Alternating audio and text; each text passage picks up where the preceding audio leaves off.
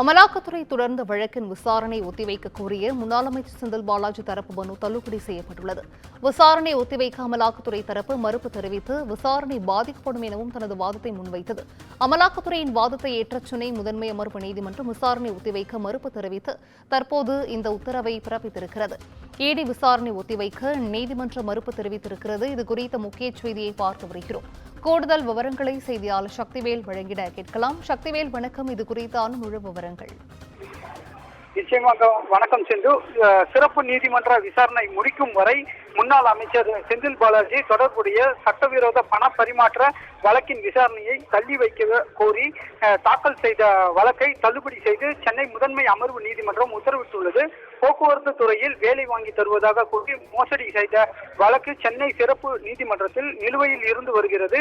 இந்த வழக்கின் அடிப்படையில் சட்டவிரோத பண பரிமாற்ற செய்ததாக முன்னாள் அமைச்சர் செந்தில் பாலாஜி, அவரது சகோதரர் அசோக்குமார் உள்ளிட்டோருக்கு எதிராக அமலாக்கத்துறை தொடர்ந்த வழக்கு சென்னை முதன்மை அமர்வு நீதிமன்றத்தில் விசாரணையில் இருந்து வருகிறது. இந்த வழக்கில் சாட்சி விசாரணை நடைபெற்று வரும் நிலையில் வழக்கில் குற்றம் சாட்டப்பட்ட முன்னாள் அமைச்சர் செந்தில் பாலாஜி உதவியாளருமான கார்த்திகேயன் என்பவர் சென்னை முதன்மை அமர்வு நீதிமன்றத்தில் மனு ஒன்றை தாக்கல் செய்திருந்தார். இந்த வழக்கு முதன்மை அமர்வு நீதிமன்ற நீதிபதி கார்த்திகேயன் முன்பு விசாரணைக்கு வந்தது. அப்போது உதவியாளர் கார்த்திகேயன் தரப்பில் போக்குவரத்து துறையில் வேலை வாங்கி தருவதாக கூறி மோசடி செய்ததாக எம்பி எம்எல்ஏக்கள் மீதான வழக்குகளை விசாரிக்கும் சிறப்பு நீதிமன்றத்தில் உள்ள வழக்கு விசாரணை முடியும் வரை சென்னை முதன்மை அமர்வு நீதிமன்றத்தில் செந்தில் பாலாஜி உள்ளிட்டோர் மீதான சட்டவிரோத பண பரிமாற்ற வழக்கின் விசாரணை தள்ளி வைக்க வேண்டும் என தெரிவிக்கப்பட்டது.